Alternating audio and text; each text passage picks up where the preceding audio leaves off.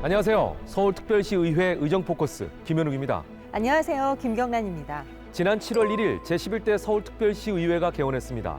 지방선거에서 보여준 시민들의 기대에 부응하기 위해 어느 의회보다 빨리 개원하며 112명의 의원들은 현장 속으로 시민 곁으로 찾아가는 서울특별시의회가 되겠다는 각오를 밝혔는데요.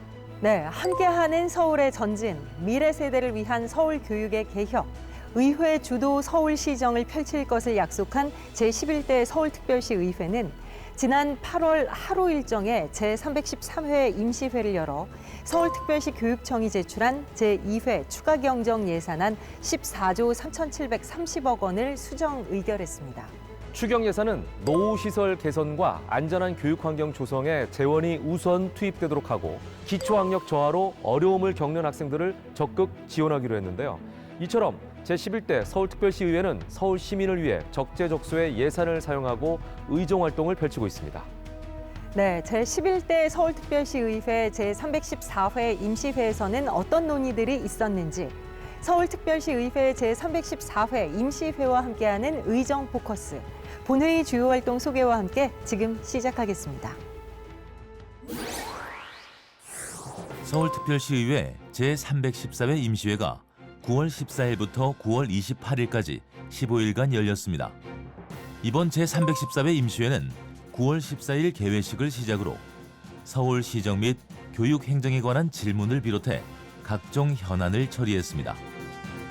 김영기 의장은 제314회 임시회 개회사를 통해 금년 행정사무감사와 내년 예산심의를 앞두고 열리는 이번 임시회의 키워드는 현장 제일과 민생 우선이라며 현장을 직접 보고 듣고 느끼면서 정책을 세밀하게 가다듬는 의회가 되어야 한다고 말했습니다.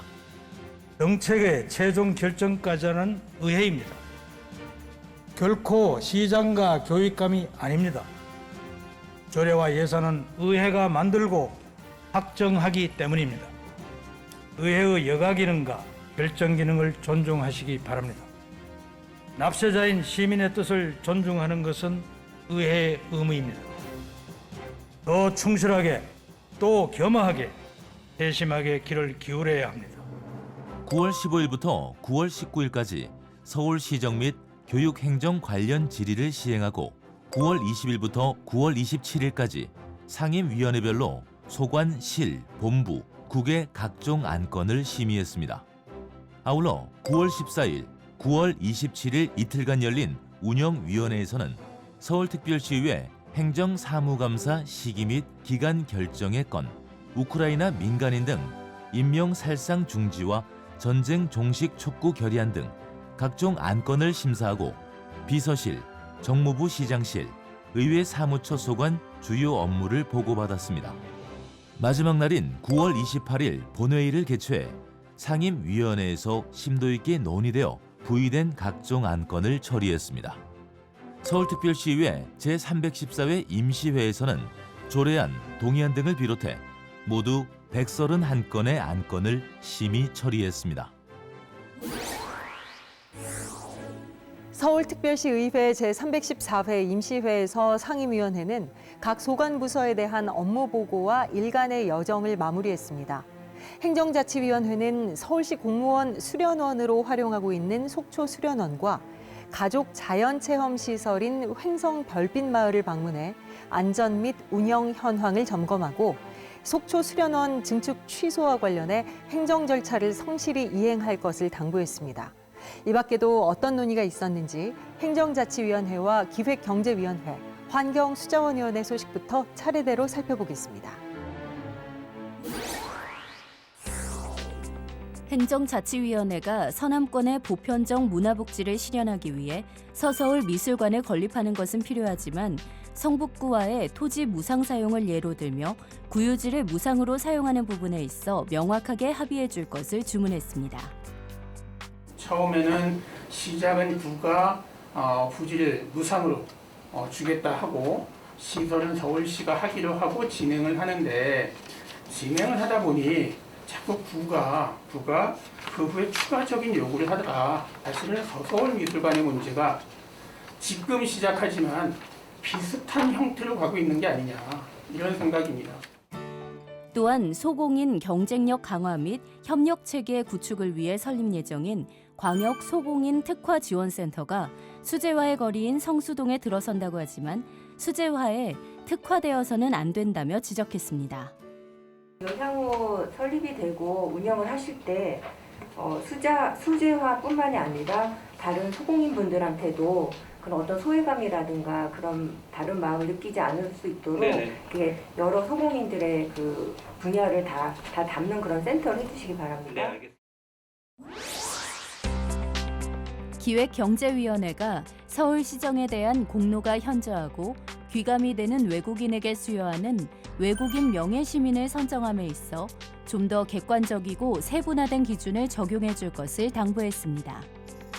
경제 분야의 섹션이 있다라든지 신기술 분야의 섹션이 있다라든지 문화 분야의 섹션이 있다라든지 뭐 이런 의료 분야의 섹션이 있다라든지 조금 정교한 프로세스가 좀 필요할 것 같다라는 말씀을 드리고요. 또한 9월 20일 시민에게 취업 능력 향상을 위해 관련 교육을 무료로 제공하는 서울시 중부기술교육원을 방문해 통합 운영되는 중부와 남부의 교육 여건을 잘 분석해 효율적으로 운영해 줄 것을 주문했습니다. 앞으로 어떻게 통합 운영 관리했을 때 좀 더 우리 서울시에 부합한 취업 직능 교육들로 해서 활성화시킬 거냐. 이게 나와야 되는 거잖아요. 근데 제가 봤을 땐 4차 산업 및 지역산업 학과 신설이라는 명제는 있지만 이것에 대한 진단이 없어요.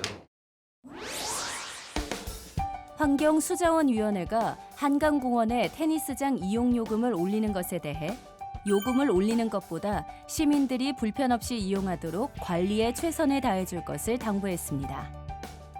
지금 테니스 사용하시는 분들이 그런 테니스 현장의 질 관리가 제대로 안 돼서 불만들이 굉장히 많아요. 이용자들이 그 올리는 거에 대해서 공감이 돼야 되고 그 공감에 의해서 자기 만족이 있어야 되는 거거든요.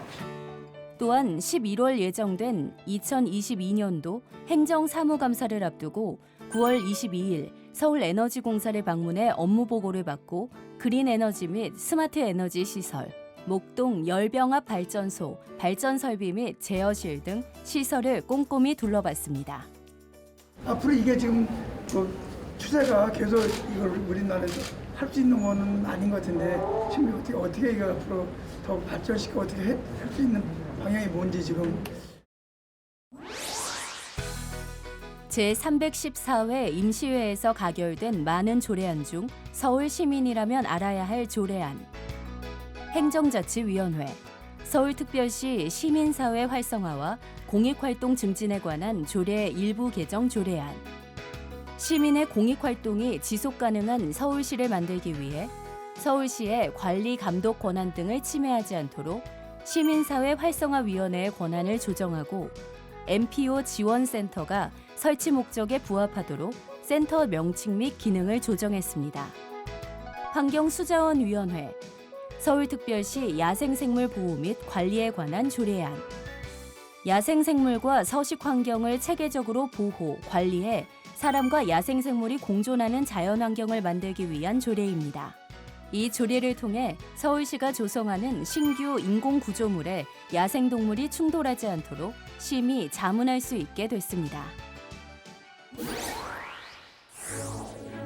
보건복지위원회는 서울시 사회서비스원 내부에 정관 개정을 위한 내부심사위원회나 개정위원회가 구성돼 있지 않으며 회의록 등 공식적인 문서가 없는 것은 문제라며 개선 방안을 촉구했습니다. 이 밖에도 어떤 정책 제안과 점검이 이루어졌는지 문화체육관광위원회와 보건복지위원회 그리고 도시안전건설위원회 소식 이어서 만나보겠습니다. 문화체육관광위원회가 도서관에 대한 지역별 불균형 해소가 필요하다는 점에는 동의하지만 양적인 개수보다 중요한 것이 접근성이라며 다양한 방면에서 분석하고 도서관 설립 계획을 세워야 한다며 강조했습니다. 도서관의 이제 가장 큰 핵심적인 부분 접근성 같아요. 구 내에서도 균형적인지 아니면 예를 들어 특정 구 내에서도 특정 지역에 몰려 있고 다른 지역은 접근성이 떨어지는지 그런 부분도 고려를 해야 되기 때문에. 또한 산악인의 도전 정신을 계승하고 시민들의 산악체험 화동을 위해 설립된 산악문화체험센터를 방문해 시설을 둘러보고 산악문화체험센터와 관련된 다양한 사안에 대해 논의했습니다. 마포 쓰레기 소각장 요즘에 뜨거운 한 이슈. 지금 이거 이제 물론 입구 흉만 들어오지 못하게 백지화를 시켜야 되겠습니다만은 이런 좋은 시설이 우리 청소년들을 위해서 이런 체험 센터가 있는 것이 어렵게 해서 만들어졌잖아요. 이걸 잘 지켜주셔야 됩니다. 보건복지위원회가 경력 단절 여성들의 경제활동을 촉진하는 조례안에 대해 현행법이 전부 개정됐고 경력 단절 여성에 대한 정의가 변화됐음에도 불구하고 기존에 보류된 조례안을 그대로 상정한 해당 부서의 안일함에 대해 지적했습니다. 경력 단절 여성에 대한 개념 자체가 바뀌었습니다. 정책의 대상도 바뀌고 정책의 범위, 내용, 프로그램을 진행하는 방식, 전달 체계 이런 것까지가 다 바뀌었는데 지금 이런 조례를 내놓으신 이유를 저는 정말 이해를 못하겠고요.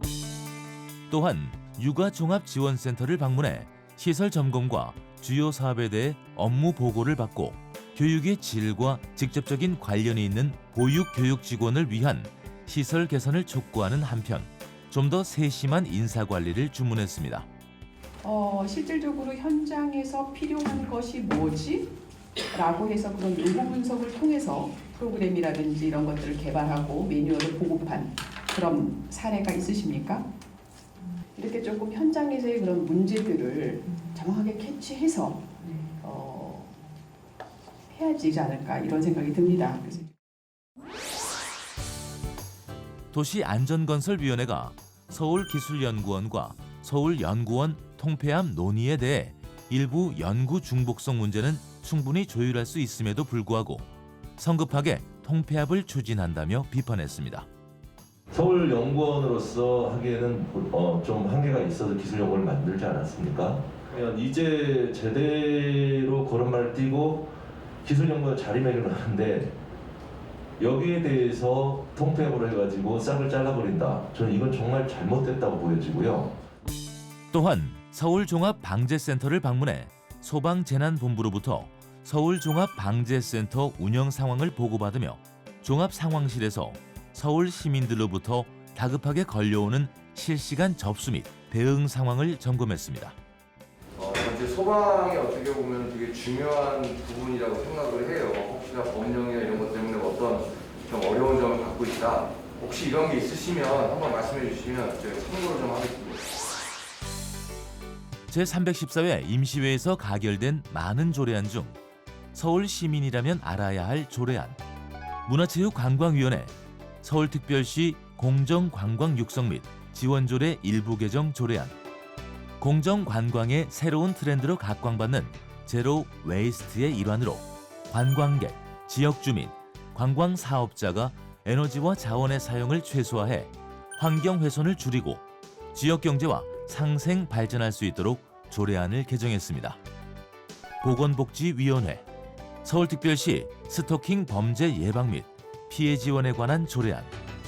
최근 스토킹으로 인해 사례가 증가하고 강력 범죄로 이어짐에 따라 스토킹으로부터 시민을 안전하게 보호하고 피해자들이 건강한 일상생활로 빠르게 회복할 수 있도록 피해 지원에 필요한 사항을 규정했습니다.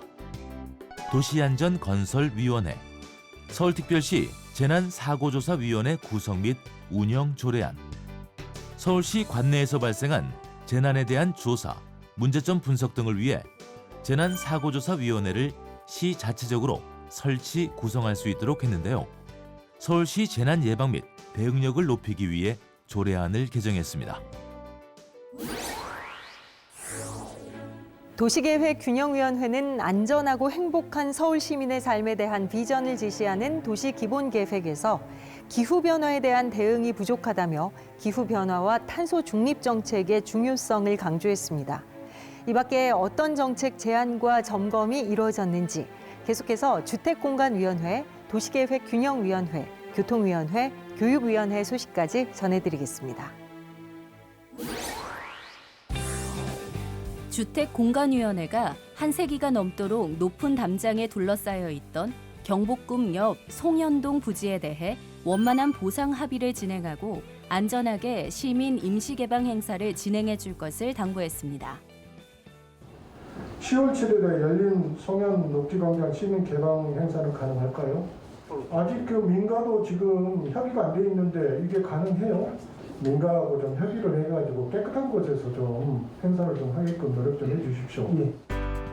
또한 중랑구청과 서울주택도시공사 사옥 이전 대상지를 방문해 사옥 이전과 관련한 현안 사항을 보고받고 기존의 사업 계획대로 조속히 추가 절차를 이행해 줄 것을 촉구했습니다. 공개평가원 하나서 검토 이후 한 1년 2개월 동안 지금 아무것도 지금 안 돼 있잖아요. 결국은 지금 내부적으로 지금 검토를 한다고 하시지만 밖으로 보이는 모습들 구청이나 우리가 사무실 아무것도 몰라요.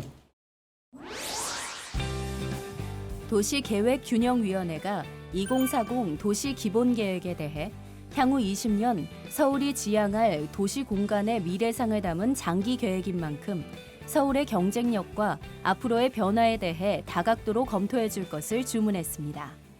시의 우리 1000만에서 이제 지금은 950만, 960만대를 떨어지고 있고 노령화도 계속 진행되고 있는데 향후에 그런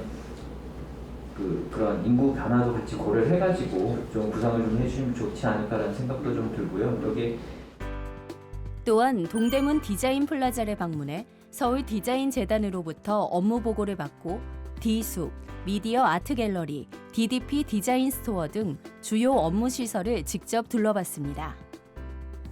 공간을 매개로 해서 다양한 디자인 산업에 대한 발전이라고 하는 것들을 도모할 수 있고 실험할 수 있고 그리고 또 더 포괄적으로 간다면 디자인이라고 하는 것들이 그대로겠지만 우리 도시를 더욱더 풍요롭고 행복하게 만들 수 있는 그런 기능이 있는 거죠.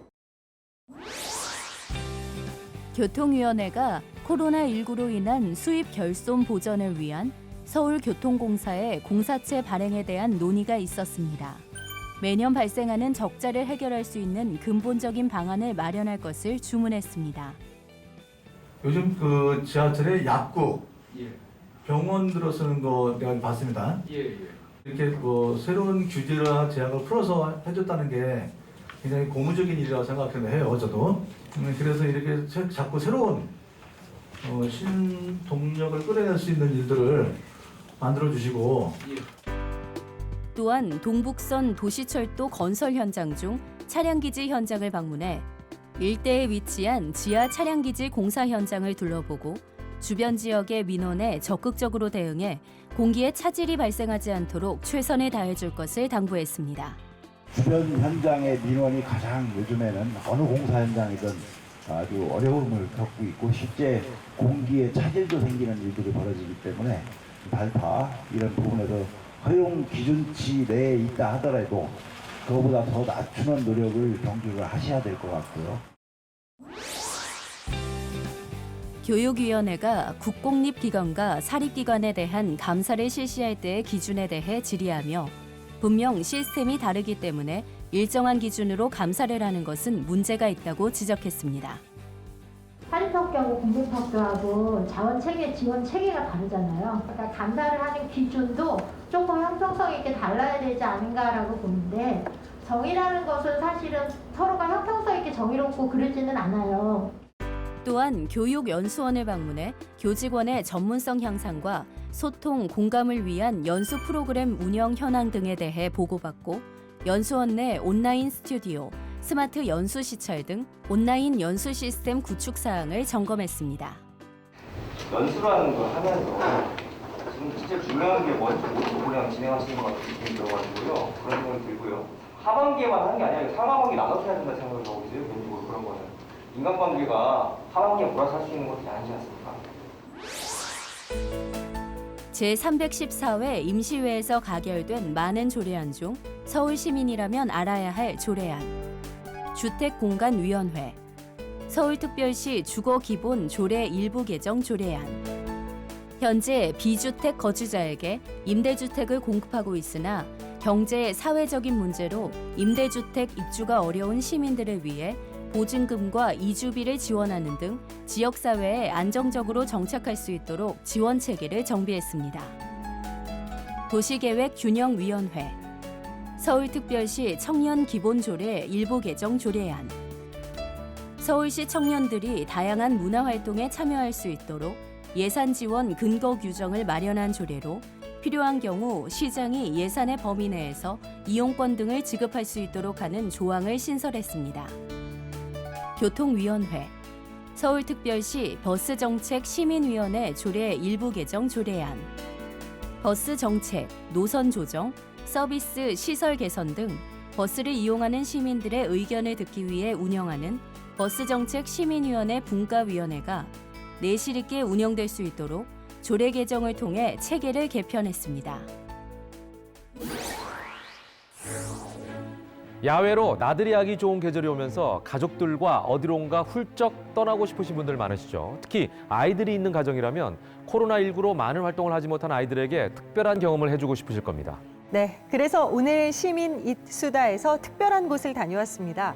온 가족이 함께 가을의 낭만도 즐기실 수 있고요. 아이들뿐만 아니라 어른들이 해도 흥미로운 특별한 체험을 즐기실 수 있는 곳입니다. 시민 이수다에서 다녀온 곳은 바로 남산골 한옥마을인데요. 서울 시민들이 상시적으로 즐길 수 있는 전통 체험들이 아주 다양하다고 하죠. 네, 자기의 공예, 약선 체험 등 우리의 전통이 아름답구나를 느낄 수 있는 전통 체험 프로그램들이 있는데요. 지금부터 남산골 한옥마을로 함께 가보시죠.